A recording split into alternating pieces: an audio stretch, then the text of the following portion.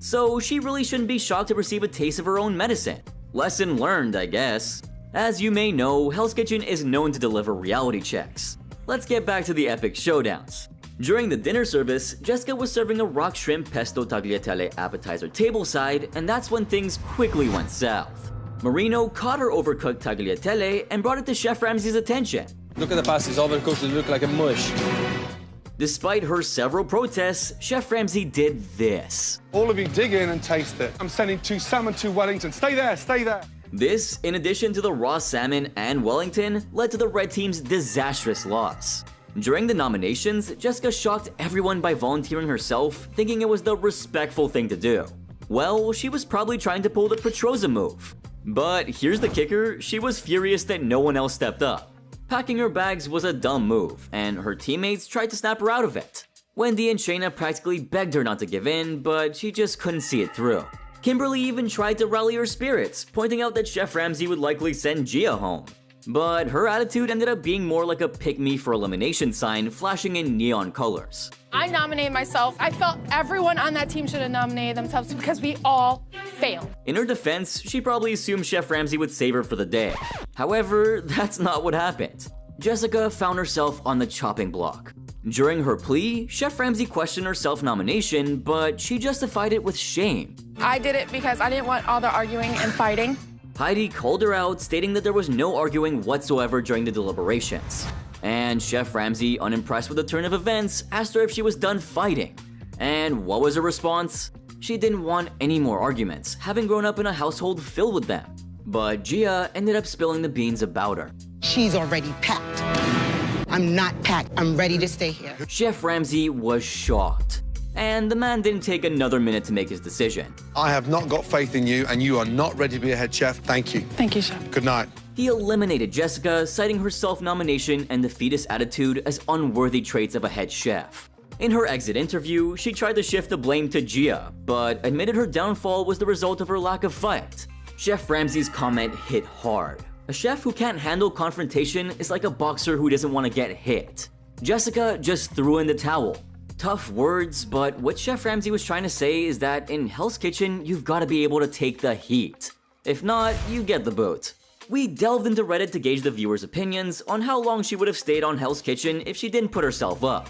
One commenter argued that Gia should have been eliminated that night, but Jessica wasn't any better, so she would have left within the next 2 nights or so anyway.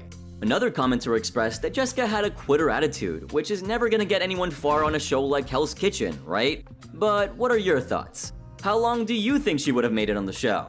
But this next chef didn't just mess with her game, but practically sunk her whole team. Well, I'm talking about Suzanne Schlitt from season 6. Remember her infamous line, "My food is classical, my food is perfect, I can kick anybody's ass"? Well, she ended up kicking her own butt alongside those of her teammates in episode 5. This is a great opportunity to showcase my talent. It was the Welcome Home Planning Challenge, and Suzanne, along with Robert, got the lowdown from the sergeant's wife about the menu. Like the detailed info about all the items that can be included and what's not to be. Now, you'd think she'd relay that info to her team, right? No, not Suzanne. Instead, she decided to do this. What kind of sauce do we want for the steak? I don't know if they're into sauce. She pitched her own ideas, completely ignoring what the sergeant's wife actually wanted. I mean, come on, it was the Welcome Home Planning Challenge, not the Suzanne show. To make matters worse, she played the dictator, shutting down Tennille's jambalaya sauce proposal and insisted on being the idea generator while the others executed. You can clearly see how much her teammates were pissed at her. We weren't on nobody's agenda but Suzanne. And on top of it, she scoffed at the blue team's macaroni dish, thinking she knew better. In truth, the girls were this close to winning the challenge, but Suzanne's broiled lobster tail creation failed to make the cut. Grill, didn't you pay attention, Suzanne? Grill lobster tail, you understand what I'm saying? In the end, they lost the challenge 1-2 thanks to her failed leadership. I'm gonna have to go with the fellas. Back at the dorms, the red team was rightfully pissed as hell at Suzanne. She didn't share crucial details like soul food that could have helped them win. Later, she and Tennille had it out over her terrible leadership skills, and honestly, calling her crazy at that point might have been an understatement. It was like she was playing a whole different game than everybody else, and her team had to pay the price. We never heard the word soul food. That would have taken our dishes in a totally different direction. Well, we've seen our fair share of idiotic blunders today, but let's not forget the colossal mistake made right at the start during the signature dish challenge. Fucking hell. Are you crazy? Antonia Borgman's Hell's Kitchen journey was one of the shortest in the show's history, and it's not hard to see why. When Chef Ramsay laid his eyes on our Mardi Gras gumbo, his reaction was totally unexpected. Does it normally look like a plate of liquid shit? No. Tough crowd, huh? Now, appearances can be misleading, but this dish left no room for doubt. Chef Ramsay reluctantly took a bite of Antonia's gumbo, and I'm sure he despises that moment to this very day. Have you tasted that? What's more, Chef Ramsay wasn't in a mood to hold back, so he gave her an earful for serving something so inedible. I'm sorry, it wasn't up to par. Up to par. It's unedible. Throw it out. No, I'm not going to throw it out. To really drive the point home, he had every contestant take a bite so they could all share in the horror and pain of what he'd just experienced. And the fellow contenders' reactions were priceless. It was completely repulsive. At least it was a memorable start to her Hell's Kitchen journey. But she should probably leave the gumbo making to the pros. But this next contestant's signature dish disaster was definitely one for the books. Matt decided it was a genius move to combine raw venison, scallops, caviar, and white chocolate into what he called a raw surf and turf thing. Do you smoke? Cigarettes? No. I'm sure you can see where this is going. Definitely not anywhere good, right? Even Chef Ramsay, who's known for his adventurous palate, was hesitant to taste this bizarre concoction. Raw venison, raw quail egg, and grated white chocolate. And when he finally mustered the courage to take a bite, well, let's just say it didn't end well. It came back out as fast as it went in. It was a classic case of a chef trying to be experimental without having a clue about how flavors work. You know you've gone horribly wrong when your dish makes Gordon Ramsay sick. Lesson learned, I hope. But this next contestant's mistake was the most brutal one ever. I'm talking about Melissa Donnie, the contestant who Chef Ramsay summed up with the classic line, she had a red jacket, she had a blue jacket, and now she has no jacket at all. Basically, she left Hell's Kitchen after messing up both the red and blue kitchen up. In episode 6, she got switched over to the blue team in hopes that things might improve for her. But man, it was a wild ride. She was stationed at the fish counter during the dinner service, and her scallops were a complete disaster. I cooked the shit out of all the scallops. I f***ed the team, chef. The first batch she sent to Rob for his salad was basically raw, and the second attempt ended up being burnt to a crisp. If I didn't know any better, I'd think we were watching kitchen nightmares right now. But no, these are real, actual professional chefs. Later, she tried a third time with a refire, but Rob wouldn't have it. Give me better scallops than this. These are no good. He rejected it, claiming that they were overcooked this time around. Melissa was understandably frustrated. I mean, who wouldn't be after all that? And then came the bombshell. Just come here, all of you Yes, stop. chef. Unbelievable, right? Chef Ramsay went crazy. Take the plate. Take the fucking plate. Pass it round. And the crazy part is, she pulled a similar stunt in the previous episode when she was in the red team, but with fillets. Chef Ramsay had to throw them all out because they were overcooked and unusable for the rest of the night. It's like deja vu in the kitchen, but not in a good way. But here's the twist, even though she managed to avoid elimination that night, Chef Ramsay had simply had enough. He was done with the scallop fiasco and decided to send her home. It's time to go. Thank you very much for Thank you very much. Well, Melissa's Hell's Kitchen journey might have been short, but it sure left an impression. But what if a contestant misunderstood the entire theme of the challenge? Well, meet Sadie Dancy from season 13, who had a pretty poor start in the competition. She eventually started to step up her game though. However, I'm not sure what happened to her in the 8th episode when she totally messed up who the customers were going to be. You see, Hell's Kitchen hosted a dog show, and just like any hosted event, both teams had to go through a challenge first. Prepare a stunning tasting menu ahead of the event tomorrow evening. This was Sadie's first challenge on the blue team, and I'm sure she wanted to prove to her new teammates that she had what it took. Unfortunately, instead of showing her talent, she put the exact opposite on display. In this challenge, both teams had 45 minutes in which they had to make 2 appetizers and 3 entrees. While everybody had a clear idea of what the customers would like, Sadie somehow assumed that they were actually cooking for dogs. It was the dog show challenge after all. So, she decided to make a braised beef dish for the dogs. Okay, we have to make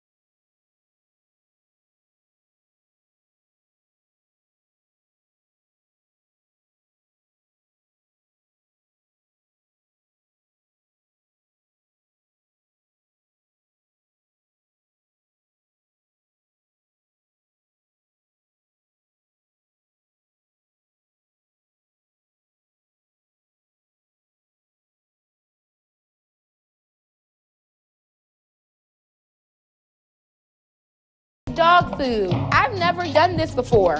But no matter how dumb Sadie's mistake was, what really pissed me off was how Steve Rosenthal and Brian Gallagher decided to not say anything to her to stop her from making such a major mistake. She knows we don't have the cook for the dogs, right? Now, I have no idea how they expected to win the challenge as a team when they couldn't even support each other. But honestly, that's neither here nor there. What's really got me scratching my head is what made Sadie feel that they were going to be cooking for the dogs. One Reddit user pointed out that it could have been the result of poor judgment due to lack of sleep, a sudden change in teams, and the general high stakes and pressure of Hell's Kitchen. Still, that's gotta be the worst way to be welcomed to a new team, right? After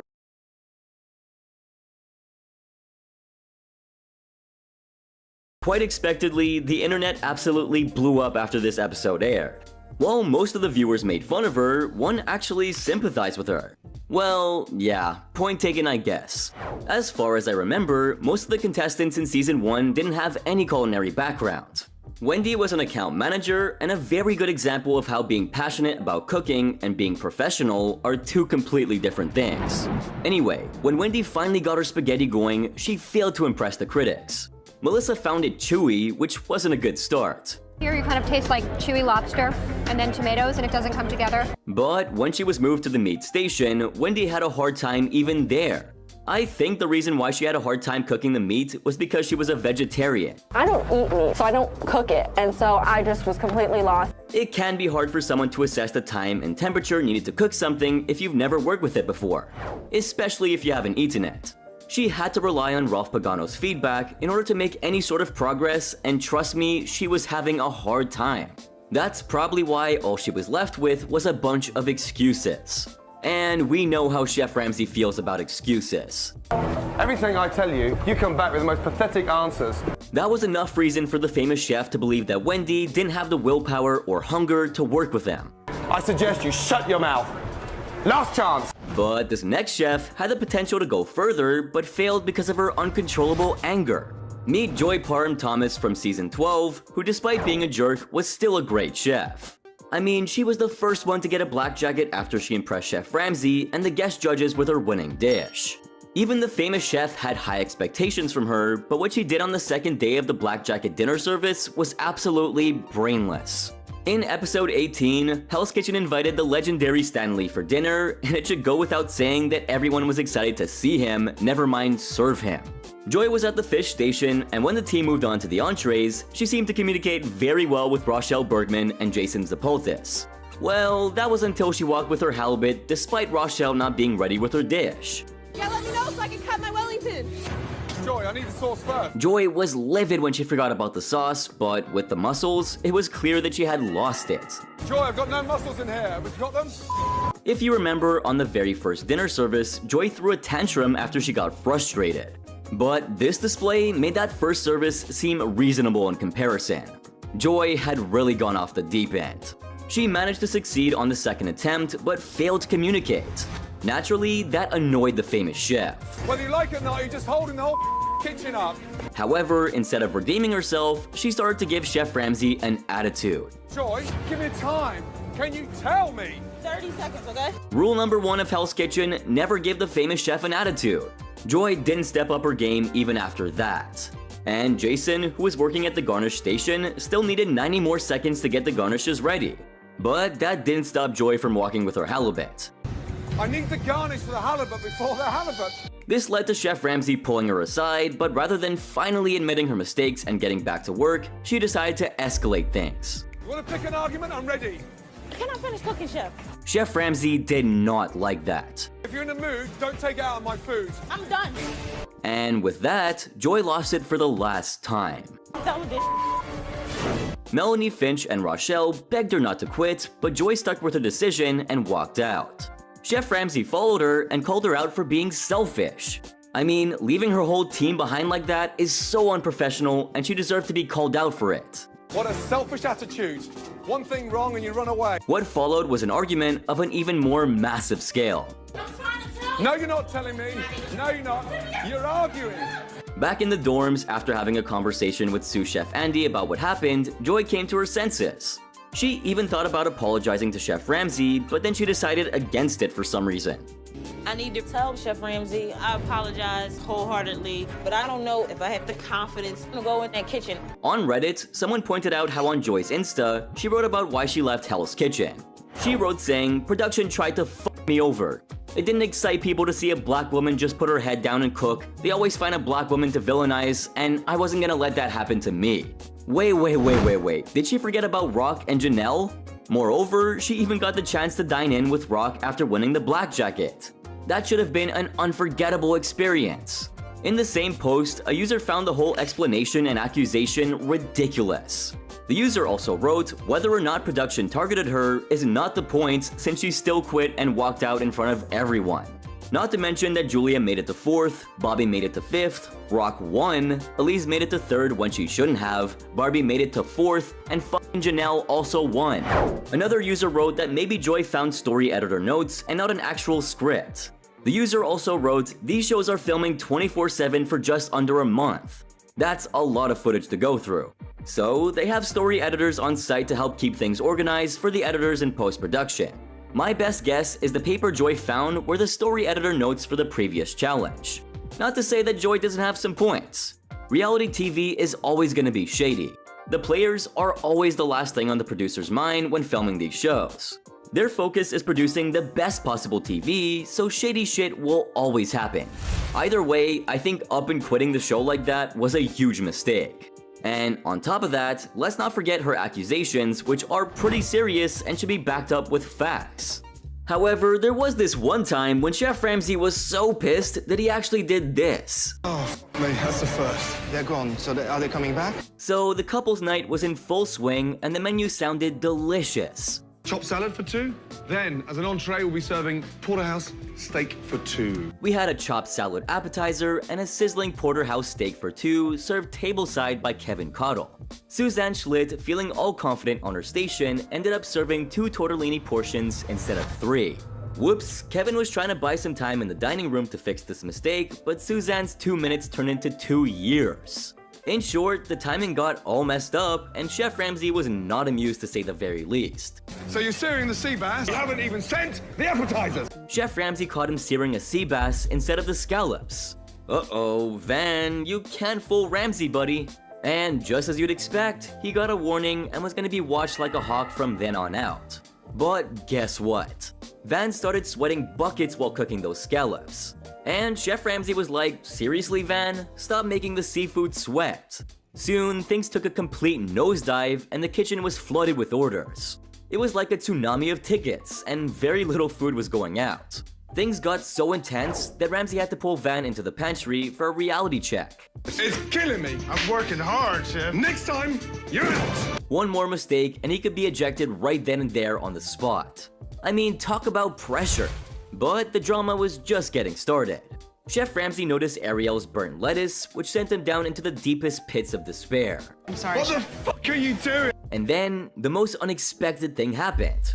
Chef Ramsay and sous chef Scott dramatically walked out of the kitchen. I can't take it anymore. I cannot take it anymore. Everyone was in shock, wondering if they'd ever come back. Spoiler alert, they did. They always do, don't they? But as for someone who's never coming back, let's take a look at the first female contestant to be eliminated during a service. Get out! You're not good enough! Piss off! Right from sleeping during prep to constant whining and walking out of punishments, that's Lacey D'Angelo for you, ladies and gentlemen. She was at the meat station and Chef Ramsay warned her to not mess up the blue team's orders when they started firing Eric McCormick's entrees. But it quickly became clear that she was in way over her head. And out of all the things that she could do, she decided to whisper this to Ben. Lacey, talk to me. I don't know. I honestly don't know. Talk about being clueless. Danny Veltri and Ben Wolanka tried to help her out, but Danny wasn't thrilled about spoon feeding her. I mean, come on. They're all supposed to be top-notch chefs here. What is that? What is that? I said, look at it, it's on fire. When Chef Ramsay asked for a time, Ben confessed that they needed more for Lacey. But instead of giving a confident answer, Lacey just said that she had no clue when her entrees would be ready. It goes without saying, but Chef Ramsay was stunned. Finally, he demanded something from her and she just bluntly said this. I can't cook meat, chef. What the hell does that even mean? Chef Ramsay had enough and kicked her right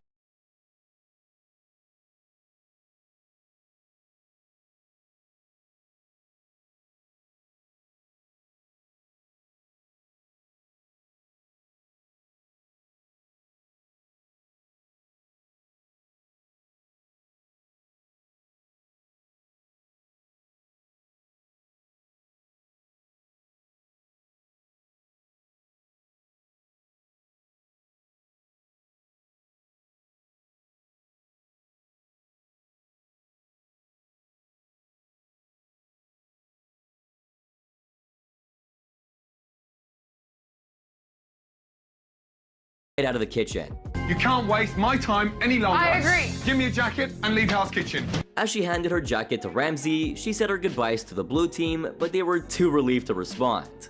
Honestly, I think Robert Hesse must have been celebrating on the inside. Speaking of mid-service ejections, I was stunned when this happened. I'm going! He was angry. So that's Chef Nilka Hendricks and her Category 5 meltdown. She had 30 seconds to deliver her scallops, and you could see her nerves creeping in. But Jay was there trying to be all reassuring, telling her to communicate and keep it cool. Miraculously, her scallops were accepted. Thank God. But we're not done with Nilka yet. Later on, the poor woman was still a bundle of nerves, and she actually ran into one of her containers. But when Chef Ramsay asked for the turbot, she wasn't ready. And then chaos kicked into high gear. When Chef Ramsay asked for the turbot yet again, Nilka was flustered, struggling to communicate with Jay. But when she sent her lobster to the pass, she hesitated like crazy, and what happened next is unbelievable. Do something for me. Get her out of here. Nilka, you gotta go. And we're still not done with this train wreck. Nilka just couldn't accept her fate and kept trying to convince Chef Ramsay to let her stay. She was adamant and claimed that winning the competition was her destiny and all she ever wanted. However, Ramsay was getting more and more annoyed by the second. Take your jacket off and fuck off! When Chef Ramsay called the next ticket, she tried to sneak back to her station, but he was like, no way, get out. He had enough. Benjamin had to step in and escort her out. But Nilka refused to leave, claiming that she just wanted to cook. Chef Ramsay was so done that he practically begged Benjamin to get her out. And finally, she reluctantly decided to leave the kitchen. You know what? Nilka's determination was so intense that Chef Ramsay had to kick her out twice, once from the kitchen and once from denial. Nilka! I want to cook! Get out! Speaking of jaw-dropping moments, how could I not include this encounter? 2 hours into this service in Season 2, almost every customer received their main course dishes. However, there was this one lady who hadn't received hers yet. Frustrated and hungry, she stormed into the kitchen to confront Chef Ramsay himself. So, Chef Ramsay, being the witty guy that he is, responded in his typical sarcastic style. Do you mind taking your breath off my hot plate? How can I serve food with those things? Well, as you could imagine, Chef Ramsay wasn't gonna let her antics go unpunished. He promptly called in security, and they wasted no time escorting the lady out of the restaurant. At the drop of a hat, she was gone, never to be seen again. Several fans thought it was uncalled for, and that Chef Ramsay should have toned it down a little bit. But what do you think? Was it retribution against the Karen, or was it an innocent customer scorned? Let me know.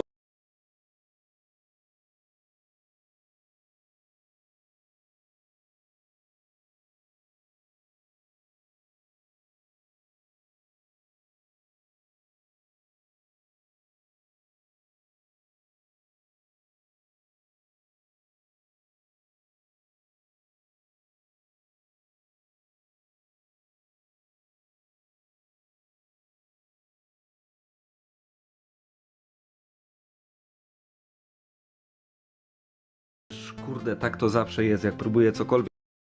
Siemaneczko, z tej strony Saper. Kurde, tak to zawsze jest, jak próbuję cokolwiek w nocy robić po cichu.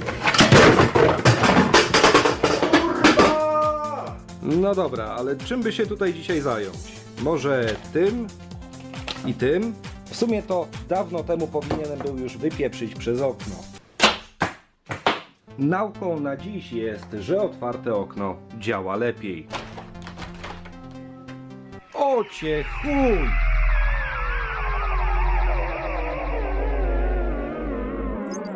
Co tu się odpierdala? Super, to najlepsza impreza. Nożnym. No, dodatkowo do zestawu są frezy, które służą do różnych rzeczy. Ja to chyba powinnam se kanał założyć, jakiś kosmetyczny, bo Ale to za tam dużo... trzeba się pokazywać. Nie, niekoniecznie. Bo za dużo jest informacji, których chciałabym podać, a to nie na tym rzecz polega. Więc są frezy. No i to jest rączka, na którą odkładamy nasze urządzonko, nie? To oczywiście podpinamy tu. Tu sobie ją włączymy. Morda w kubeł! Jezus, masz! Z tyłu mamy podłączony manipulator nożny, tu mamy włącznik, wyłącznik, no i mamy kabelek, nie? Zasilający. No jak to sobie obrócimy, to tutaj mamy... U góry znalazł się dwucyfrowy wyświetlacz, który wskazuje co? Który wskazuje prędkość. Czemu to piszczało? Bo nie było nastawione i nie wiedziało, czy będę używała tego, czy będę używała jednak manipulatora. Nożnego. Tak. Pokrętło służy do ustawiania szybkości obrotu. Od 0 do ilu? Od 0 do 30. Na 30 nigdy nie ścierałam, nie ściągałam żelu. Mamy tutaj przełącznik na kopytko. Czyli przełączasz tutaj pomiędzy obsługą ręczną a manipulatorem nożnym, tak? Tak. Jak nacisnę manipulator... Dlaczego ona piszczy cały czas? Ja wiem. Wiem dlaczego. Bo ja mam chyba to odkręcone. O, teraz nie powinno już drzeć japy. Rozchodzi się o to, że nie może to być tu odbezpieczone, bo to trzeba rozkręcić jakby, tak? Odblokować. Czyli jest czujnik w blokadzie tego... Dokładnie. Tu ustawiamy sobie, czy chcemy. I teraz to będzie się nam kręciło w prawo. Jak przerzucimy, będzie się kręciło w lewo.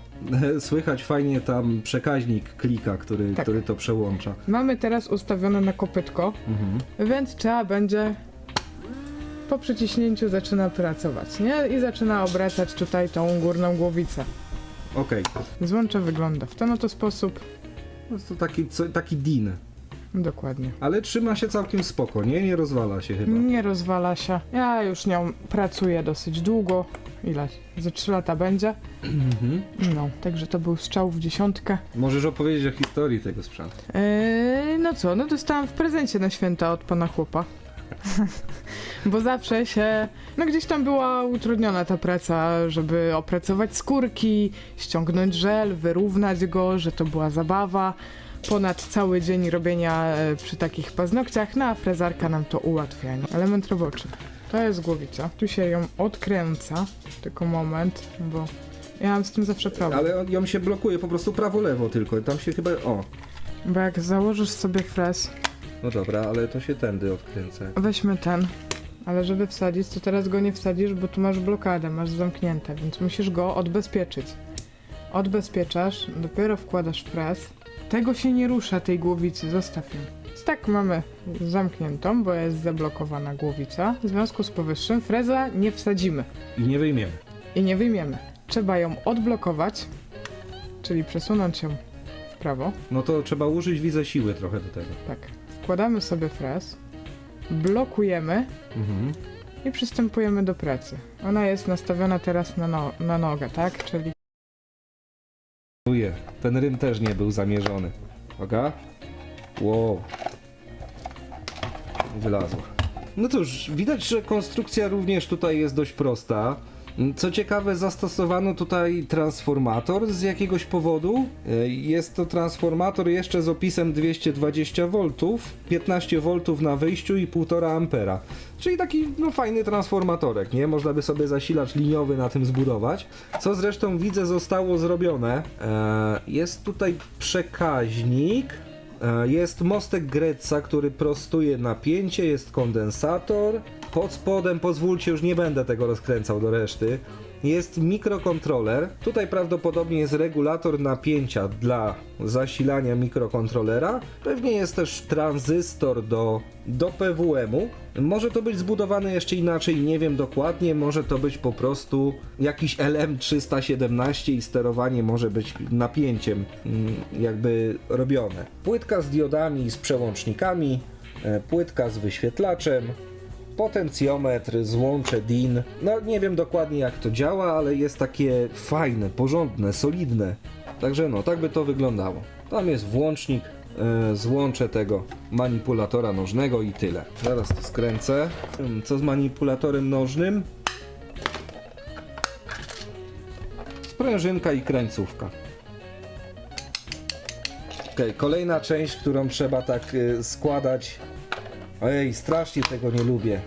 Którą trzeba składać z wiarą, że się uda. A będę się wkurzał na tą sprężynę, która tam wyskoczyła.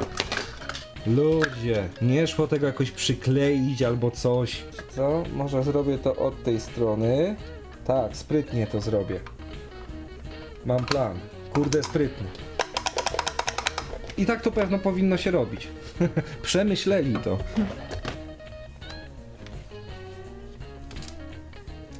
Nie jest źle. Widzę, że tutaj pozostałości po twoim szlifowaniu paznokci. Tak, pyłek. Jest tego pyłku, dobra, jest sprężynka, jest głowica, mechanizm zaciskający na takiej kształtce w środku, nie wiem czy to będzie dobrze widać. Tutaj są dwa takie tentegesy i one sobie tu w środku jeżdżą po takich innych tentegesach.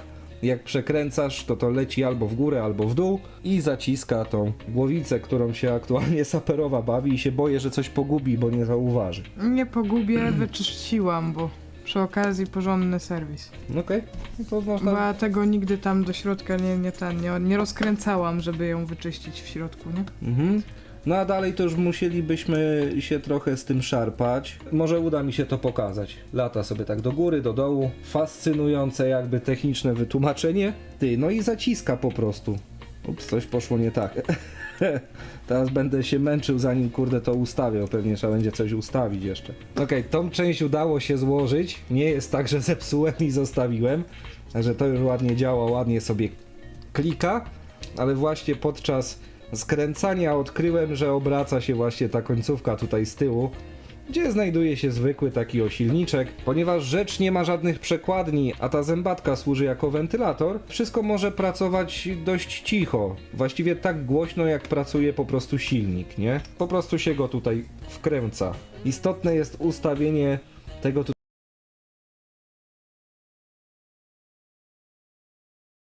An open world, massively multiplayer online role-playing game with complete freedom to...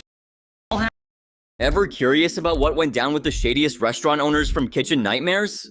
Well, An open world... Ever curious about what went down with the shadiest restaurant owners from Kitchen Nightmares? Well, you won't believe the chaos that followed. I could talk forever about why Peter's in Babylon is the absolute worst restaurant on Kitchen Nightmares. The guy running it had serious anger issues and acted like he was some sort of godfather. You sound like you're out the fucking Godfather. So this little rescue mission was doomed from the start. I mean, what are the odds of Chef Ramsay with his British flair trying to save an Italian restaurant in America? Yeah, quite the mix, huh? Whoa, you dirty pig! What do we need, a death in the restaurant before some fucker gets the grip? Now, even though the restaurant was named after Peter, the spoiled brat, it was originally owned by his sister, Tina Pellegrino. While Tina tried her best to keep things running, Peter ran it into the ground with his hot-headed temperament. It's emotional. So, what happened after the episode aired? Well, buckle up because this story has a crazy twist. I'm the owner of this restaurant, Peter's. There's a lot of stress. This place is a fucking mess. I'm all over the place. But one thing's for sure, with the two feuding siblings at the helm of the sinking ship, Chef Ramsay had his work cut out for him. I believe Peter is a core problem of the restaurant. You see, Tina was pretty stressed out by the slow business. And to make things worse, the fact that most people thought Peter was the boss irritated her even more. You could tell that Tina was absolutely heartbroken and down. Tina was at her wit's end because she put in the most effort, but somehow Peter got all the credit. Well, she wouldn't have minded if Peter took over as the host, but the guy just didn't have the passion like Tina did. Meanwhile, Peter was always acting like some big mob boss, going off on the staff and customers alike. I take so much pride in myself, my appearance, my car, my clothes. You see, Peter had these intense bursts of anger where he'd get fired up over nothing. I don't really know who Peter thinks he is. Honestly, I think he's hoping for a shot at the next Goodfellas movie. Peter was all about his looks. He's the host, but the kitchen was a disaster. I'm passionate, I'm Italian, I yell. Gentlemen, why is this guy here? While 3 ovens were down and a boiler was about to blow up, all Peter cared about was buying a new suit or showing off his Rolex instead of fixing the kitchen equipment. And then there was Tina, dealing with all of this chaos by herself as the debts kept piling up. Family's throwing everything on Tina's shoulders, and I don't think she can handle it. The guy was so full of himself that he didn't care about anyone but himself. And while everything was falling apart, Yogi, their father, believed the family was super close. Talk about being in denial. He just didn't want to accept the reality. Anyway, after exhausting all her options, Tina decided to call in the big guns. Where is he? Come on. But get this, before Chef Ramsay even set foot in the restaurant, Peter, who was supposed to pick him up, was MIA. It's like Superman arrived. You know, so I'm very excited. Come on in.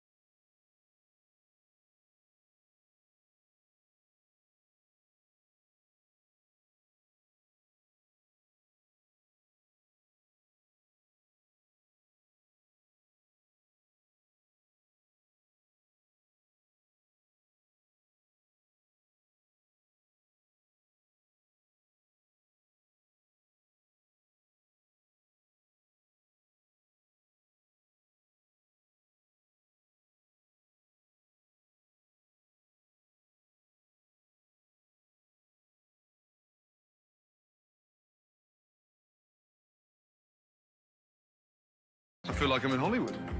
An hour later, Peter finally showed up in a swanky Mercedes like it was no big deal. I mean, come on, at least have the decency to be on time, right? And considering he was called in to save the family from bankruptcy, this sight came as a shock to Chef Ramsay. Introduce you to my family. Mom, Dad, this is Gordon Ramsay, and this is Tina. Peter obviously wanted to impress Chef Ramsay because, well, he only cared about his image, remember? So where did all the profit, if there was any, go? Right here? I believe Peter is a core problem of the restaurant. But Chef Ramsay wasn't impressed. Truth be told, he actually grew worried. Peter? How you doing, Gordon? Good to see you. Nice car. When they got to the restaurant, Chef Ramsay immediately sensed trouble. Well, this one's gonna be interesting, isn't it? Fuck me. Throughout, Chef Ramsay noticed Peter's high-handed behavior. It was clear Peter, unlike the rest of his family, wasn't attached to the business. Things were so obvious that the sous chef, John, even made fun of Peter's actions. What's going on? John, the sous chef, is insulted over the parsley. Yeah, this dude was definitely in the wrong place. He knew nothing about duty and accountability. No wonder Chef Robert was worried about Tina, who was single-handedly carrying the entire restaurant. Chef Robert, Gordon Ramsay. How are you? This is Robert O'Sara. The business had taken a huge hit, but Tina didn't want to give up. Despite that, she was starting to consider selling the place, which was wearing her down. She believed Peter's problems and his over-the-top narcissism were the main reasons for the restaurant's downfall. Most of the staff agreed with her.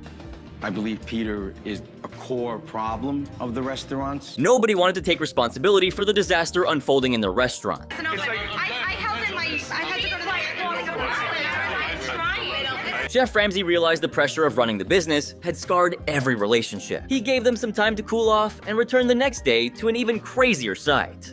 When Chef Ramsay took a kitchen tour, he faced a disaster. Fucking hell.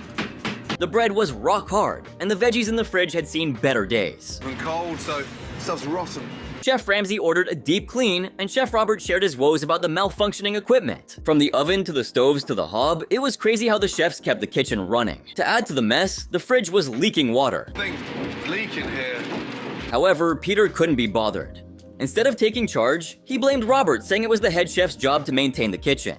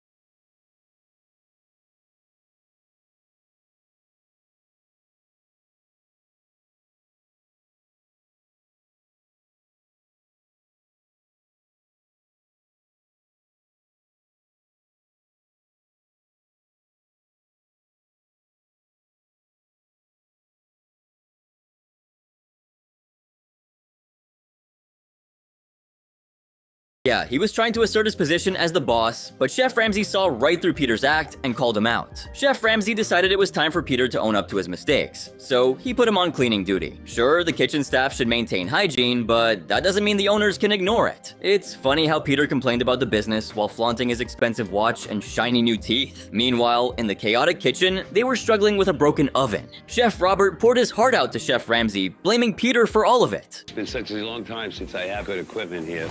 It's bothering me, but there's nothing I can do about it. Peter had no shame and was probably the most stuck-up, narcissistic person you could find. The only thing that's fake is my teeth. They're fucking white. They're white. They're bleach. How much that cost? Despite having no reservations, the restaurant was packed because Chef Ramsay was in town. Chef Ramsay wanted to see if Peter could handle the dinner rush, so he put him to the test. No wonder the orders were taking forever and the waiters were getting stressed out. Ready? That's when they're gonna come out. He's an excellent chef, but he's crazy. Take this out. Robert was trying his best to keep things together, yelling and hustling, while Peter seemed more interested in buying fancy bottles for his favorite customers. Peter thought that's how you woo customers, but Chef Ramsay wasn't buying it. Peter was clueless and foolish, giving away free food and drinks, which was just throwing away their slim profit margins. To make matters worse, Peter revealed that his doctor was a regular customer who got hefty meals for free. Meanwhile, Peter was walking around like a king, socializing with customers while the kitchen was a mess. Pick your fucking hands up, John. Pick your fucking hands up. You wanna hit me? You're the tough guy. You wanna hit me? Things got even worse when a bill collector showed up in the middle of service. That's why, scumbag, you always been a scumbag. You fucking talk to me like that again, you get hurt. Peter didn't handle it well, escalating the situation to a full-blown brawl in the streets. I can hurt you, you little John, get the fuck out of here. Chef Ramsay watched as Peter lost it when his dad Yogi got knocked to the floor. That was the last straw for Peter, who unleashed all his anger. Peter turned out to be a huge embarrassment to his family and everyone at the restaurant. Peter walked out mid-service, yelling and screaming in front of all the guests. The customers and staff witnessed a truly awful display of threats and cussing, but that wasn't all. Tina later told Chef Ramsay that Peter was dipping into the cash register whenever he felt like it. Yeah, he was stealing from his own restaurant. How much lower can you get? Just as things seemed to settle, a new collector showed up, and things got physical. Peter knocked the guy down, and it took John, Robert, and Yogi to restrain him while he continued to beat him up. And Peter then rushed out and threw punches at the debt collector, leaving Chef Ramsay stunned by the outburst. One thing that can separate this restaurant from the others is running this. Peter had no problem threatening the bill collector. Oh, shit. When things calmed down, Chef Ramsay tried to refocus on the relaunch, but remained wary of Peter's behavior. While everyone worked, Peter just hung out at the bar ordering drinks. Just to eat them. Oh, man. Peter. Things got worse when Peter blamed Nicole, a waitress, for the slow service. She ended up crying, and Peter just lost it again. The stuff out. She looked like she was having some sort of meltdown. I don't make the drinks, I don't make the food. Peter's huge ego kept messing up the business, but Chef Ramsay decided to put a stop to it. I think this place will run better without you. Ouch, getting kicked out of a place named after you. But Chef Ramsay had a plan. Go home and come back tomorrow morning. He told Peter to come back with better ideas, and surprisingly, Peter listened. The next day, he fixed leaks and got things right. His family-style food was a hit, bringing in customers and cash. The good of the business, and in the end, this place is me.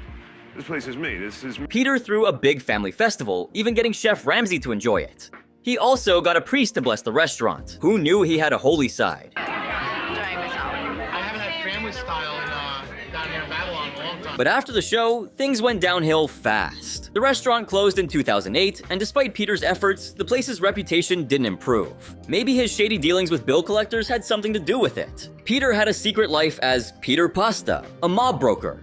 He made serious cash, but none of it went into the restaurant. He ended up fighting with his brother-in-law, got a restraining order, and was kicked out of the mob. Total drama. Peter's dad, Yogi, had warned him to stay away from the mafia, and it looks like he should have listened. Yogi passed away before all this mess, probably thinking his family was close-knit. But with all that stress, it's no surprise things went south for Peter. So what's he doing now? Turns out he's out of a job and probably feeling like he's been hit by a truck. But that was ages ago, so Peter must have moved on by now. Apparently, someone spotted him looking fit and fab in Middle Village, Queens. Quite the turnaround from his tragic downfall. But hey, some probably had it even worse. Just like these restaurant owners right here. So, besides their infamous appearance on Dr. Phil, Sammy and Amy from Amy's Baking Company ended up on some shady federal lists. Chef Ramsay didn't just walk out on them for no reason. This couple was truly out of control. And what happened after the show? Even crazier. When the episode aired during season 6, viewers were stunned when Chef Ramsay said this. I've decided to do something I've never done before. It's such a shame. After rescuing countless failing restaurants, Chef Ramsay actually walked out for the first time ever. The situation was so bad that despite his usual passion for helping, he couldn't deal with the basics. These owners couldn't even get right. I mean, what else can you do when every attempt to help the couple gets shut down like this? You verbally insulted me yesterday, and I held my tongue out of class. I didn't tell you the truth. I didn't say nasty. Back in Israel, Sammy had a shady criminal background, which might explain his bold attitude towards Chef Ramsay. You want to speak with me? Yeah, I want You want to fuck with me? I will fuck with you. Man, I will fuck with you. He didn't care about customer feedback, thinking they were out to get them. There's a lot of online bullies and haters and bloggers. And Sammy had a real problem with criticism. If the food was bad, it was always the customer's fault for not knowing good food. If anyone tell me that my wife's food is no good, I just tell them to leave the restaurant. I don't want them and don't come back. Ironically, the ones complaining about being attacked were the ones attacking their customers. Like that time, a cameraman had to step in to stop Sammy from getting physical with a customer. You! Call the police! Take the money. No, I want the money from him. I am calling the police. You guys are fucking No, crazy. it's just... Amy even threatened to call the cops on the police, but she wouldn't actually do it. She wasn't about to get into more trouble. Why?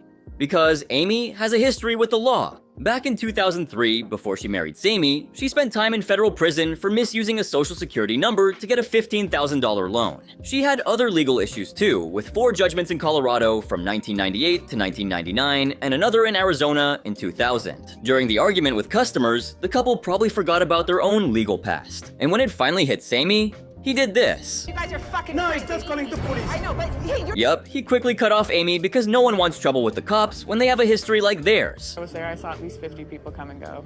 50. They were in and out so fast. The place was beyond saving, and Chef Ramsay knew it was time to move on. Water. Jesus Christ, are you gonna attack me for wanting to fucking drink some water too? My God. Amy's baking company closed on September 1st, 2015, unable to survive. In a tweet about the closure, Amy's baking company said they could now focus on other projects, though what those might be remains unclear.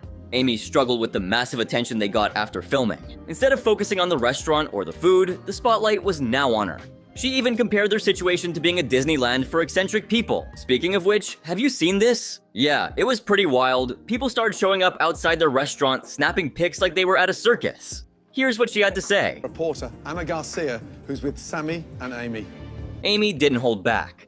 She expressed her frustration with Chef Ramsay saying this. These people that hide behind the computer screen, the camel toe mafia, they are pussies, they are pansies, they have no balls. Because I don't think Amy will ever get it. Totally agree with this viewer who says Amy isn't just a Karen, she's in a league of her own. And Sammy wasn't just watching Amy ramble. He went live threatening to sue Fox, Chef Ramsay, and the entire Kitchen Nightmares crew. Seriously? He couldn't even keep the cops away.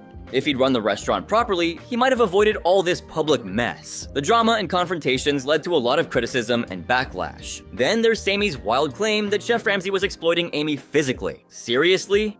I didn't see Chef Ramsay get anywhere near her. Sammy, get real and come up with something believable.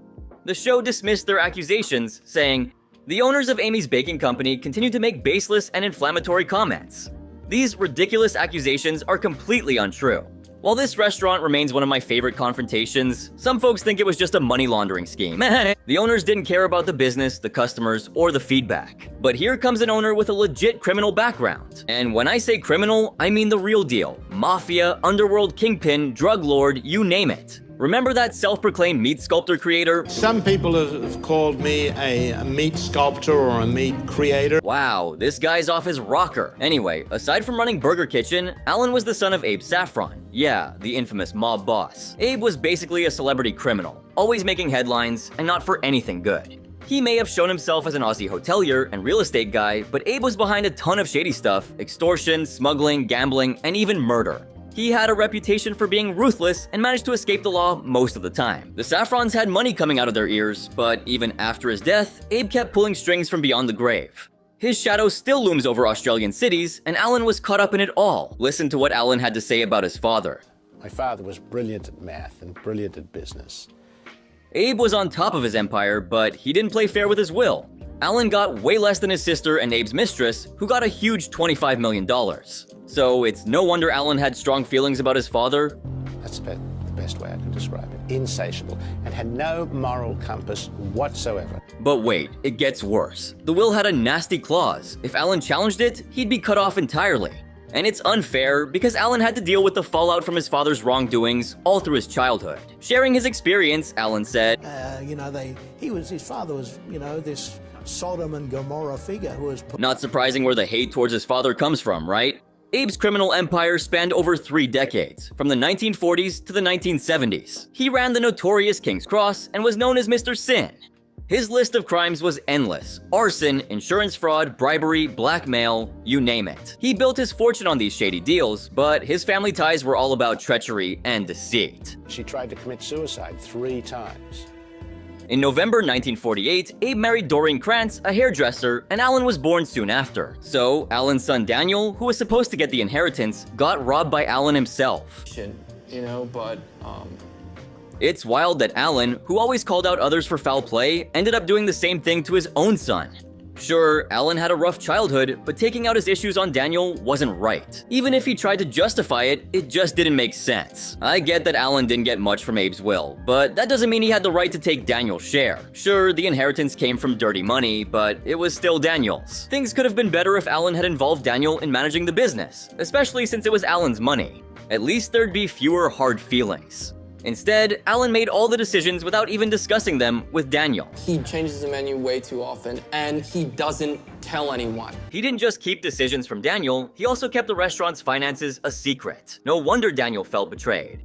And to top it off, here comes a bigger issue, right from the horse's mouth, might I add. I did not picture myself doing this, but these are the cards I've been dealt, and I want to make it a... Yeah, it's rough. Daniel was stuck with this restaurant thing because it was Alan's dream, not his own. With $1 million, Daniel could have pursued so many other opportunities. Alan basically used his son to fulfill his own unfulfilled dreams.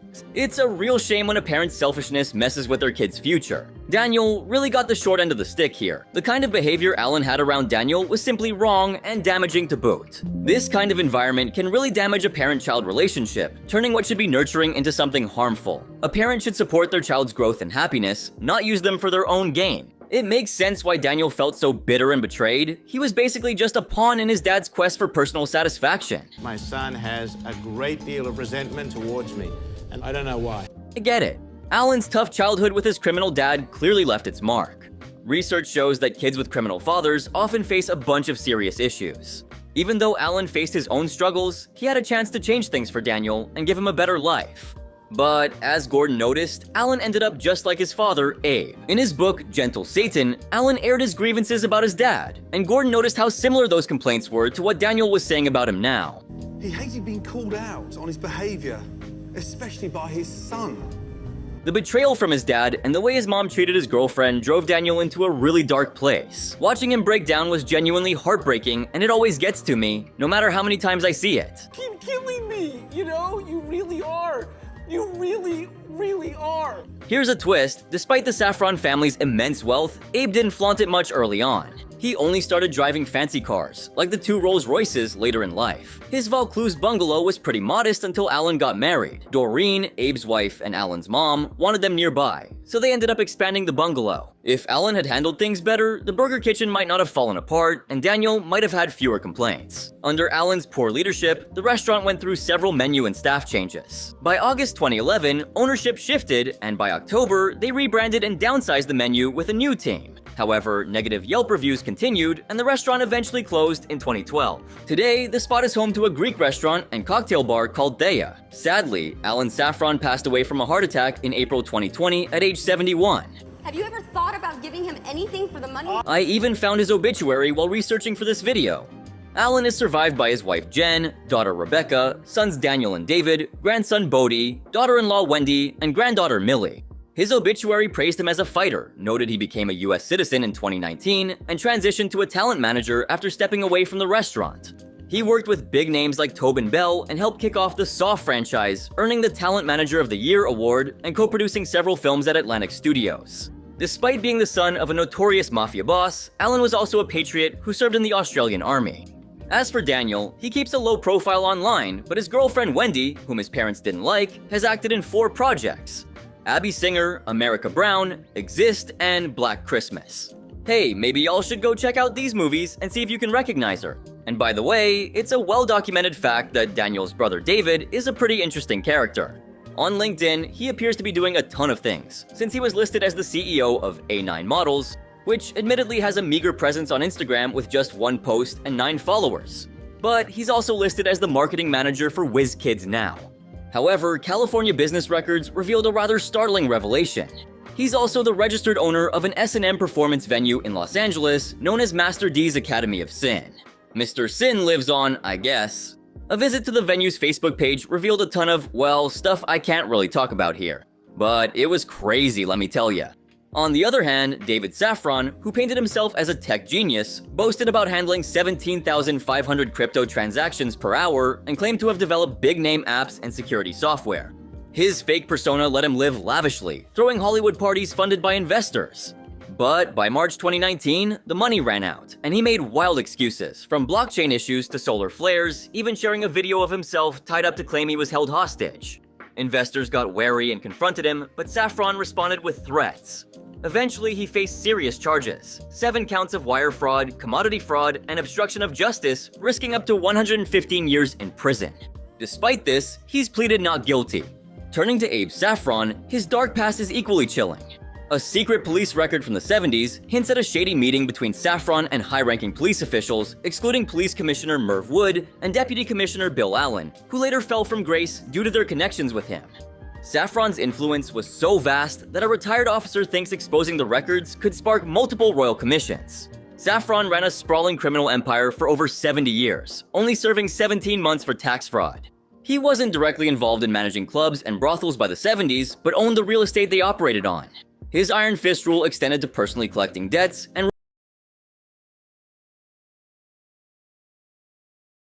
an open-world, massively multiplayer online role-playing game with complete freedom to do almost anything you can imagine at any time, and in first or third-person view. Live as an honest civilian, a criminal, a police officer, paramedic, firefighter, or one of several other in-depth careers. No levels, no skill grinding, just the actions you perform and knowledge of the role. Player-driven gameplay with player-driven economy, an enormous persistent world where every aspect is controlled by the players, for the players, gain money, rent property, grow businesses, coming soon to PC.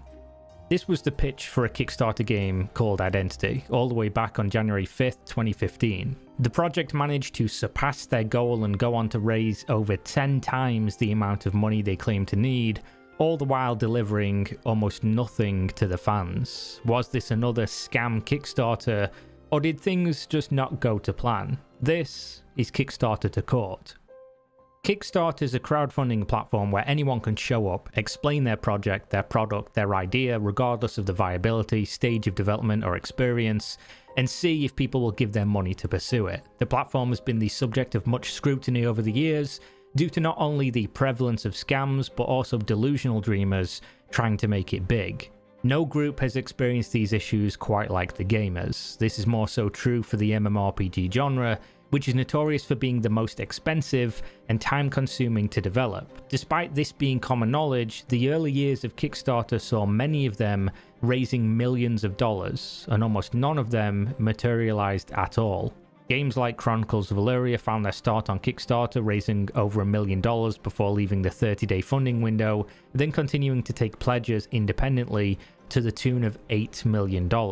Despite the massive amount of additional funding, there was never a product shipped, even 6 years later. The same goes for things like Camelot Unchained, with their $4.4 million and no game release after 9 years. And of course, the crowning jewel of Kickstarter, Star Citizen, initially raising $2 million in late 2012 and going on to raise $450 million in the 10 years since, without a finished product on the immediate horizon, and this list goes on and on. But back in 2015 when Identity showed up, people were not aware of how these games were going to go. They didn't have this hindsight, they still had hope. And there are pros to backing games on Kickstarter. You are not relying on the big money to give you something new, innovative and fun. Instead, putting the money in the hands of passionate people just like you that might have fresh ideas. It's an alluring concept that saw people more willing to throw money down for what has been described as dream games. Identity is one such game. As an elevator pitch, it sounds like what you might have thought games would be a decade into the future, but we never quite got there. It sounds like a game that many people, me included, have always wanted. Think of Grand Theft Auto Online mode, but with full persistence in a massive open world with everyone playing their roles and living a second life online. No loading screens, no pay to win, just freedom to do what you want in a world full of other players doing what they want. People were so excited by this prospect that 5 of them said, "I will give you $5,000 each, and you will give me a promise that I will visit the office and spend half the day gaming with the team," though there was no office and the team consisted of only 2 people, information that was conveniently absent from the Kickstarter funding page. So let's go back to the start. We have an unknown game studio with unknown developers claiming to make a game that would change everything, a familiar concept when looking at Kickstarter in retrospect.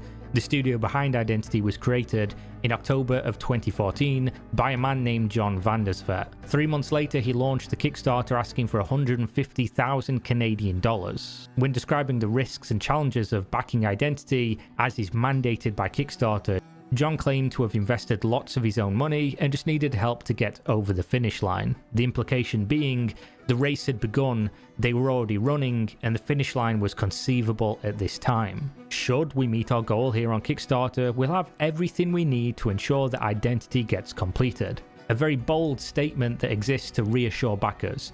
Your money is safe. If you trust me, I will deliver your dream game. If we get 150,000, you will get Identity. And he succeeded. 180,000 Canadian dollars was raised in the 30-day window.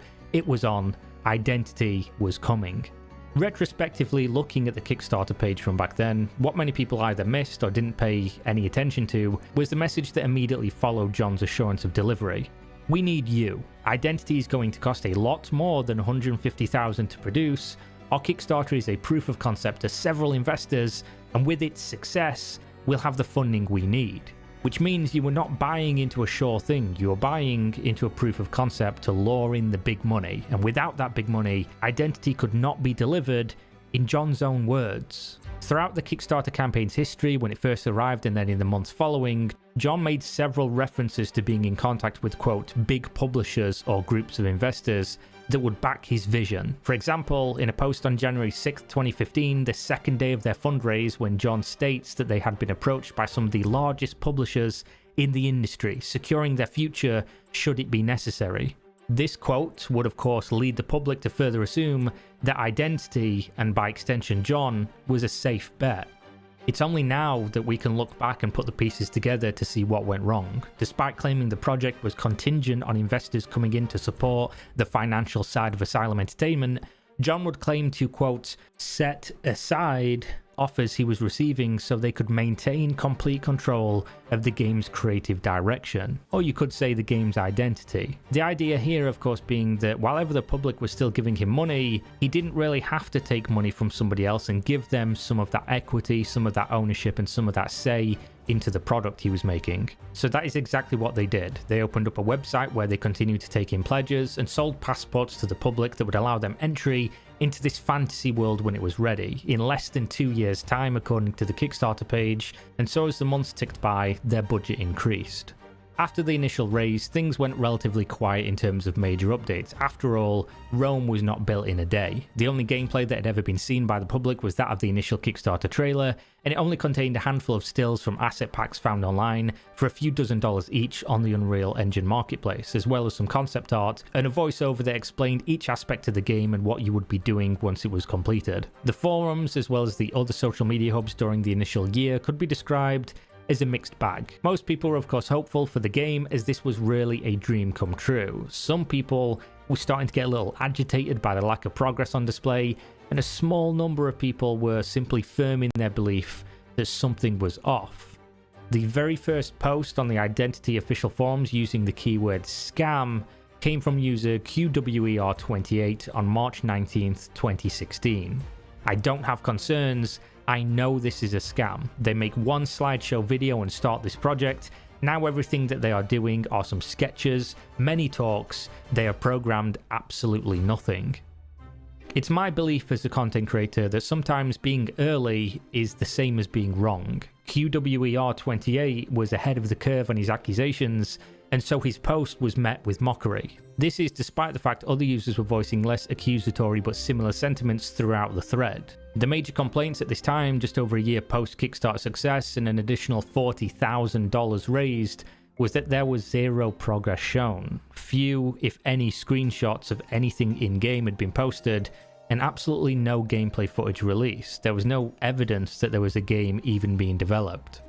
This is especially concerning when looking at it within context. The Identity team had claimed closed beta would be available in December of 2016, and it was already March. Closed beta would be, quote, mostly complete with bug fixing and polishing remaining, meaning they had less than 9 months to put together an entire feature complete game, and if things were going to plan, screenshots and gameplay at this stage should have been very simple to show, especially when your studio relies entirely on public perception to continue operation with the public's funding. The reasons given from John on the Identity forums as to why there wasn't any progress being shown was that they were so busy. They wore so many different hats, referring to the different roles each of them had to take on as it was a small business. They simply didn't have time to manage the public relations, posting updates would take away precious time from development, and it wasn't a priority. This is why over the coming months, communication remained mostly surface level. Small teasers were released, whether by word or concept art. They made hints at upcoming milestones such as gameplay footage and trailers, as well as what they called the Town Square module. This would be the first playable experience of Identity. They intended to release the game in pieces, to test each as they became available, gather feedback, and fix things as they go. The town square would allow players to create a character, explore the small area, access their Kickstarter rewards like apartments which they could then decorate, and meet friends to, quote, enjoy a handful of interesting and fun things to do. In October of 2016, John penned an update to talk about their funding situation and the impending town square release, which would be coming in early 2017, which was late, but would bring with it an expansion of their funding in a very, very big way, which would speed up development drastically and bring about a full game release shortly after. In November of 2016, the unthinkable happened. They released a video titled Identity Insider Housing, the first ever look at gameplay since the Kickstarter almost 2 years prior. This here is an apartment in Ash Hill. It's still not quite complete. We have a little more work left to do on interface and such, but even as it is the most complete player housing I've ever seen in MMO. And this is a bookshelf is sort of a special container.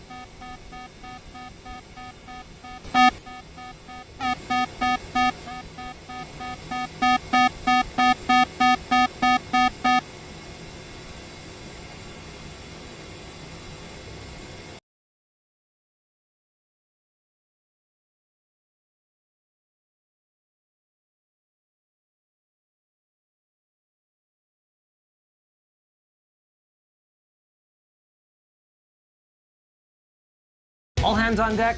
Oh god! It's not on very well. I have good news and bad news. Which means that the winner of Scrapyard Wars 2025 is... Scrapyard Wars! This time, we transform a completely empty room into an epic gaming movie watching paradise. Our budget? $1,400 US.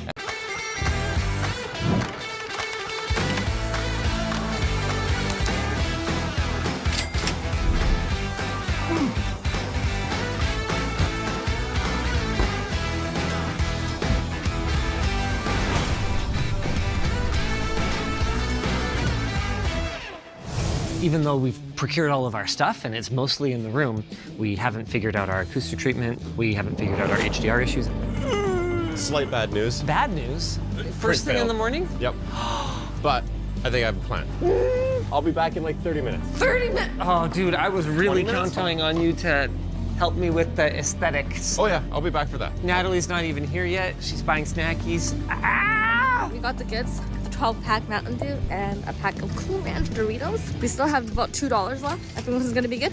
I'm gonna bribe the judges with these gamer snacks. We picked up a lot of stuff last night. I went to a furniture store and I went to their outlet section and it was like literally a scrapyard. They had like extra broken pieces everywhere and I picked up what I could. Picked up some wall art for cheap. Nice. Picked up some of this. Floating shelf. Picked up some plant and This vase. is great. Picked up this from the thrift store and then some Yeah. more floating shelves, fake plants and a candle, a basket, another throw pillows. I found some stuff. I did get that art. There you go. That was like $10, so whatever. This was a find, and it's a little mini fridge. Oh, you didn't show off the comic. One of the TV things that we're watching is Adventure Time. And then the last thing was just a dollar store run. Just a bunch of different snacks and stuff. I have a better one. We'll explain that later. This is probably just going in the garbage. Oh yeah, the mouse. It's like actually in pretty good condition. Okay. How long is this going to take? Probably a while, unfortunately. So if you can work around us to stick stuff on the walls, do it. The projector not being mounted makes me want to cry in a pile of sadness, but we'll figure it out. First thing we're gonna do today is see if we can get the PlayStation running directly to the TV. This receiver doesn't pass through HDR. So right now, yeah, our movies and games look pretty good, but we're not getting HDR. Wow, only 2 HDMIs on this. I know. It's so budget. Weak sauce. At least it has ARC. Okay, here we go. It's hard to tell if HDR is on or not, or if it's just the crappy panel. Maybe try flipping HDR off and then flip it back on. Okay. I'm pretty sure this is on. Panel might be fine, but our backlight does not have full array local dimming, so it is what it is. Yeah, I still want to validate the sound because I didn't look at that too closely. There we go. That looks like ass. It does. Is Adventure Time not in HD on Prime? I wonder if the trial is SD. It shouldn't be. Should we put a Blu-ray in to check and make sure the audio is working, and then maybe you Grab can... Dark Knight. Sure.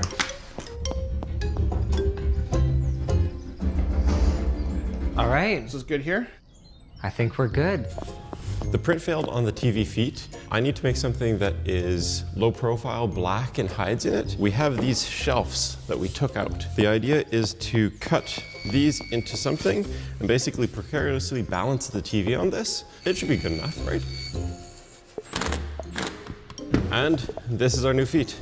We're gonna put one like this, and the TV is just gonna rest on this thin piece on both sides. They are ugly, but they should work. It's not gonna be super stable. Oh man, really, Sebastian? Time constraints. It's my best work. Oh dude, this is sketch. Not earthquake rated. Nope. Okay. It's low profile. It's black. Ish. Do you have a Sharpie? Pens are tools, right? Pens are tools. Okay, so let's just give it some Sharpie and then... Sharpie and, yeah, fill in that spot. Okay. Oh God. Are you putting it on studs? Oh God. Are you stripping the screw? No. Can I borrow this? You can borrow that, yeah, absolutely. Oh, okay.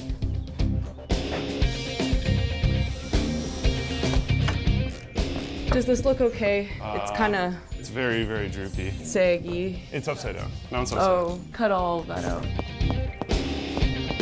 You're too far to the left. Yeah, but if I manipulate it anymore, I'm concerned the mount will like snap. Yuki.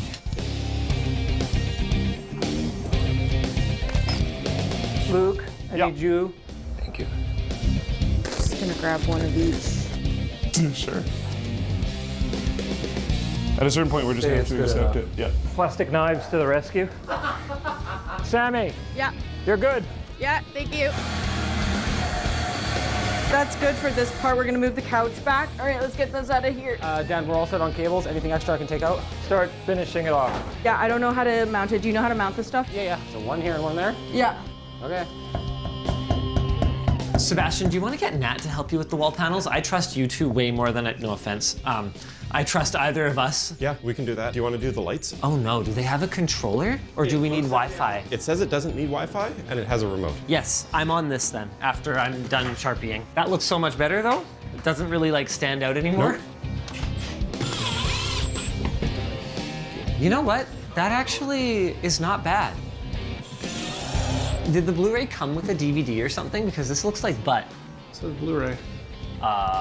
We do have alternatives because theoretically it should be on here too. So this should come in UHD after we get 2 minutes of ads. I can tell you the resolution of the ad sure isn't UHD.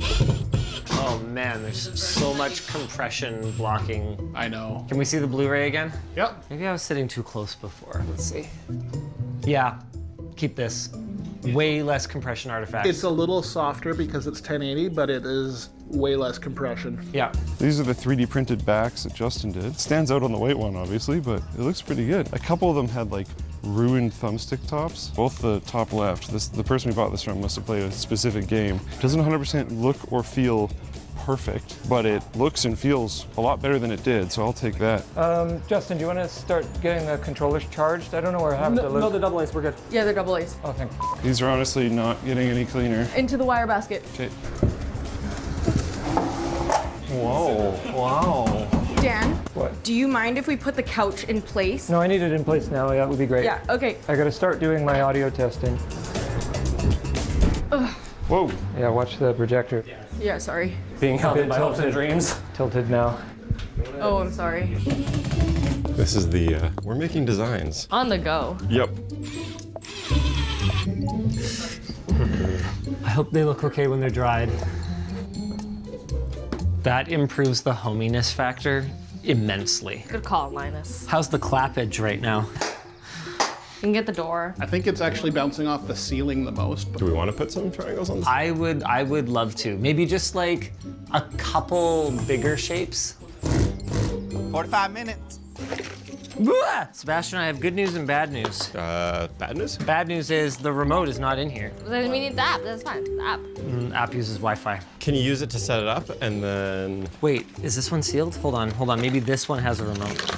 Oh, no. You know what? Yes, that was the good news, by the way. I think you're brilliant. Thanks.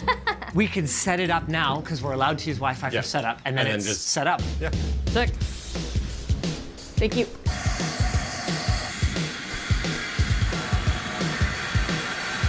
Oh, God, no. That one's too heavy. Hey, Sebastian, want to play your favorite game again? I'm guessing it's bad news and bad news. No, there's good news. Bad news is this strip doesn't work. Okay. The good news is this one does. Oh, we have one strip. We have one strip. Do we want underglow on the couch or bias lighting on the TV? TV. I think TV. Not gonna lie, I was kind of hoping they'd say couch because that would have been a lot easier. But I think it's the right call because not only does bias lighting improve the mood and the vibe, but it also is supposed to improve the perceived contrast, which with our HDR-ent TV is gonna be a plus. I need to try not to knock this TV over. That would actually be disastrous right now. I need you to go to the other side to help me stretch this across, all without knocking over the TV. Oh wait, shoot, we're over these cables. I gotta hand it to you through the cables. No, it has to go under this power cable. I can get behind. I got this. Other side. Wait! Oh God. Yep, you got it? Okay, I got my side. It's not on very well. I'm holding the TV. You can go down on your side. Okay, I got it under the thing. Okay. Ah. Oh God. Oh. Okay. Down on your side. Yeah. Okay, is she still stable? Ish? No, we're good. How does it always come down to the wire like this, man? It looks a bit like a realtor set, but so far it works. That's better than I was concerned we were gonna be at like half an hour ago. All hands on deck, we're centering the TV. I think you need to go more step side. Just a little bit. Okay, we good? Do we have anything that we can cover this up with? Oh, that's true, the lighting. Lights it right up. What I'll do, I'll cut the shelf that we have over there into a strip. We can just put it in front there. Do we want to go with like blue kind of lighting? We should decide that right now. That's blue. Yeah. Are we happy with what the bias lighting looks like? Yeah, I'm happy with it. You're happy with it? Yeah. Okay. Are there any other little outstanding items that you have, Pancrats? It would just be double checking to make sure that everything works. Okay, let's do that then. Our subwoofer's not overcooked right now? Maybe a little? Not much. I've got the center boosted 3 dB right now. Give her another 2 dB. No. Yeah. Good. Yep. We still need to clean the TV and clean the console. Front center. Front. I'm just checking to make sure that all the channels are working properly. There we go. Dollarama, baby. I'm glad I got just the right amount of stuff. I think I could have gotten like a little more to fill up like one of the shelves that I ended up putting like the snacks on, but I think I had like the perfect amount of things on the amount of shelves that I got and a good amount of shelf. Okay, we still have some time. I'm gonna set up the banana because I got the best banana of them all. This one, too ripe. So I'm just looking at what the piece looks like and we're gonna do it like the other way around to make sure that we're not infringing on copyright.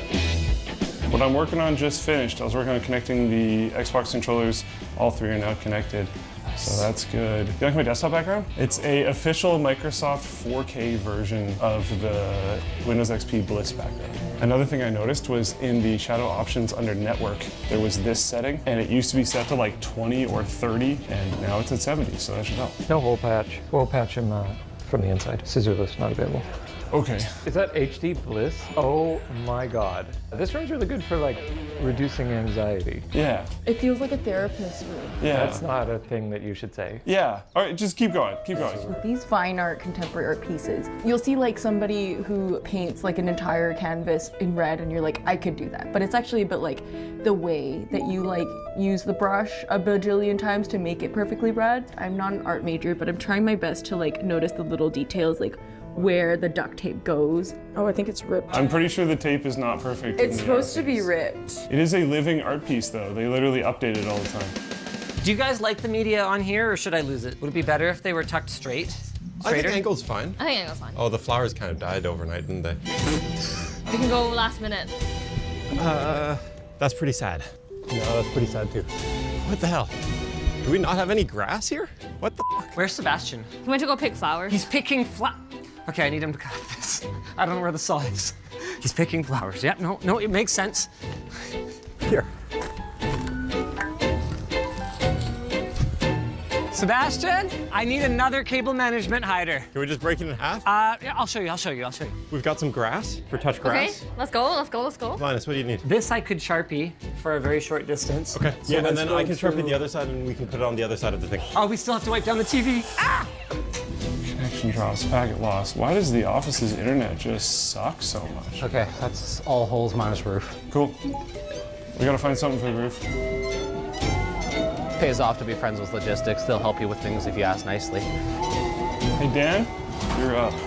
Now I just need to basically adjust the levels of them, and then I'm done. Okay, 2 people stabilize, 1 person clean. Do we have another Sharpie? We're just cleaning the TV right now. Let's get this as clean as we can. You're gonna have to kind of really scrub it. Just in the bottom corner, I don't know. 5 minutes. Do you have a good like reflection from Yeah, the light to see? I do. Okay, good. And then as soon as we're done wiping the TV, Pancrats, I guess you get content on it. Yeah. I will continue sharpieing. Okay, I think it's pretty good. Okay. There's like a mode right here, so the bass sounds like but whatever. We've got like no time left, so I give up. Dan, I need the room for the last 5 We're minutes. done with audio, we're good. Okay. Oh God. That's very scary. Careful! It definitely moved. It's fine. It's fine. Guys, be careful. Yeah. Projector's moving. Yeah, I'm coming down now. Okay, final stage. It's together. Unfortunately, the projector shifted, but the roof hole seems to be covered. The banana's on the wall. The room is together, which honestly, oh hey, there's still light coming through that hole. Yeah, right there. I'm trying to make it so that the games are at least in like full screen before they get here. Luke, does that work? Yeah. Wait, guys, quick. Covers or naked? Ooh. Naked. Let's do it. Naked. 1 minute. 1 minute? Oh wait, one last question, Nat. Yes. From an aesthetic balance perspective, do you want the PC there or the little table thing there? PC there. PC there? You bet. 30 seconds. Can you confirm, now that it is here, that we like it there? Yep. 30 seconds. I'm gonna turn the light back on. I think it all came together. I turned the controller off intentionally so it doesn't drain the battery. You know what? No, let's have it on. I think this is more welcoming. 9, 8, 7, 6, 5, 4, 3, We're done. 2, 1. Okay. I'm pretty happy. I'm stoked. This is fire. Stop damaging the film. Jesus. With the rooms ready to go, it's time for the most important part of the week, the judging. Linus, seeing as you got to pick your teammate second, would you like to be judged first or second? What do you want? I want to be judged second. I want second. That's how it's going to be. You know what? Why don't we flip for it? Sure. I actually baited you to exactly what I wanted, so I did not want a coin flip. I wanted you to go Me to go first or second? second. You want me to go I want to go second. I have been baited. Luke is a master. Ah! Manipulator. Yeah. That's right. Okay, let's get the judging underway.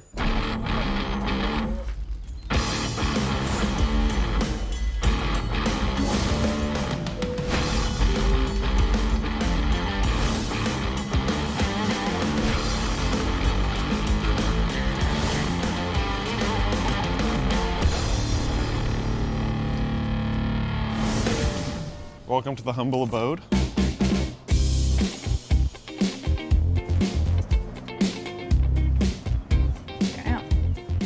Having seen the rooms as they were before, very impressed. It's supposed to be multimodal, kind of. This is not just a theater room, it's not just a gaming space. You want to be able to relax in here. There's drinks in the Coke fridge, there's snacks in varieties of places. You can do whatever you want. Is that from MoMA? Yes, we also have various pieces of art around the room, including a lore-accurate banana taped to wall reversed orientation on purpose to make it legally distinct. I do like the use of the acoustic paneling to like flank the sides of the projector screen. I think it fills up the space pretty nice. The warm light is nice, although a lampshade maybe hiding that would have been a good touch. I was gonna check if the surrounds are at the same height. They're not, that one's higher. Yeah, that one's higher. And crooked. Adjustable. we like to go with adjustable. Okay, good to know. Can I adjust it right?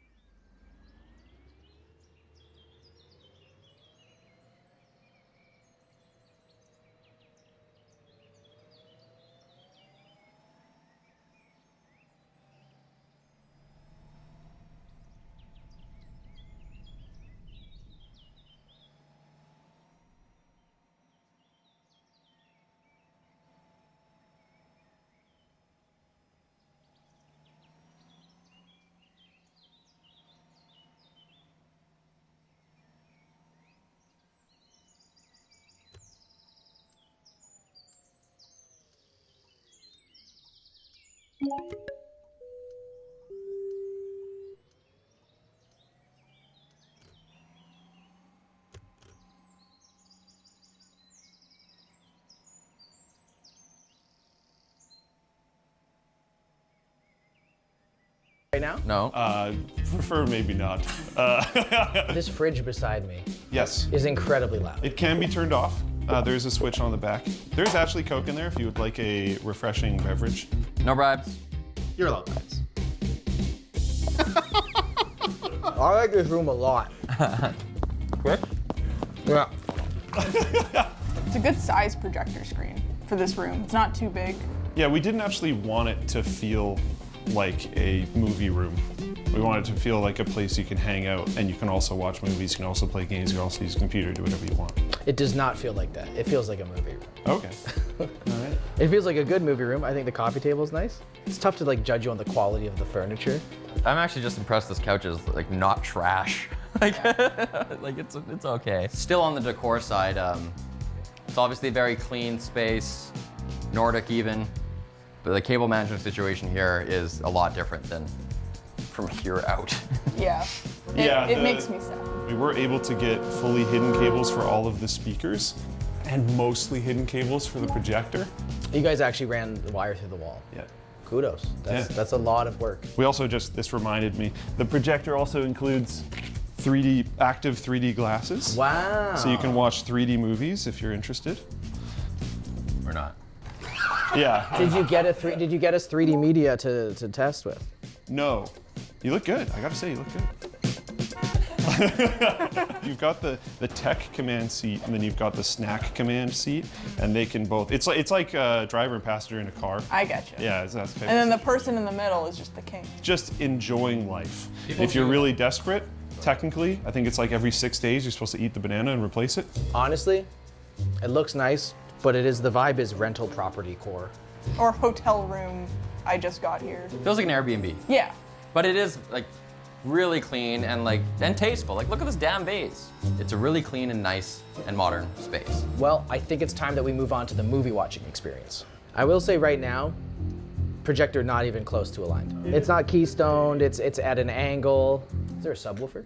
Yes. Yeah. It's down there.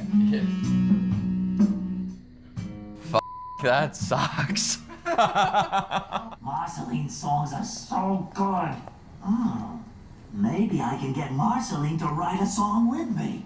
I've seen enough! So what resolution is this projector? 4K. Is this 4K content? Yes.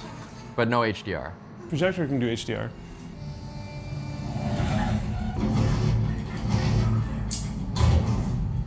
You decided there was no media software or controller for the computer? Some sort of software interface that if I wanted to have a more couch-like TV-like experience? Definitely considered it. Okay. Probably a very reasonable upgrade to go into over the next little while. I like this though, it brings me back to my college days. Oh yeah, totally. Should we just have the lamp on instead? How accessible is the Oh my lantern? god. It's That really changes it. Yeah, it's pretty bad. Yeah, that does change things. I think you It's a dark game. wouldn't have it on when you're gaming. No, so we don't have any smart bulbs or dimming bulbs. And how are you doing the volume? Just on the knob of the AVR? Yeah, do you have a remote for the volume? Volume can be done here. I did it with the knob, but you can do it with the controller. The reds really blow out. Yeah, they're really overcooked. Which was interesting because the yellows were really bad. What were we trying to change? Frame rate. Because this is game streaming, right? Yeah. Unless you have a very flawless and reliable internet connection, you end up with problems like this constantly. You're constantly troubleshooting. I just checked our network and everything's screwed. All right, give us the mouse. Let's do some lap. Do they have a lap board? What do we got here? Oh. Table. Just the table. It's not really designed for heavy keyboard and mouse use. The keyboard wireless? Nope. Oh, all right. We're having some office level technical difficulties that are making that our streaming service for games is not going to work. So what we're going to do is we're going to run the benchmarks in front of the judges to give them an idea of what the performance should be like on a good day. And we're going to have that for our performance benchmark portion. But this is obviously going to affect the subjective portion, which the judges will elaborate on later. The frame rate's running smoothly on their side, and it's just that it's dropping packets or whatever sending to us. 61. Yeah, you can see that like the minimum frame rate is still 51, so 51, it's not yeah. dropping on their end. Yeah. Chug, chug, chug, chug. 97 average on the GPU. It's such a weird thing. So you're very CPU limited in this one. 71 was the average. Max of 124. That's better than a lock 60. All right, I think we've seen enough. Let's take a look at the next room. Welcome, Games Master David, esteemed judges, to the Vibe Zone. Oh my god, this is welcome to an 18-year-old's cool bedroom.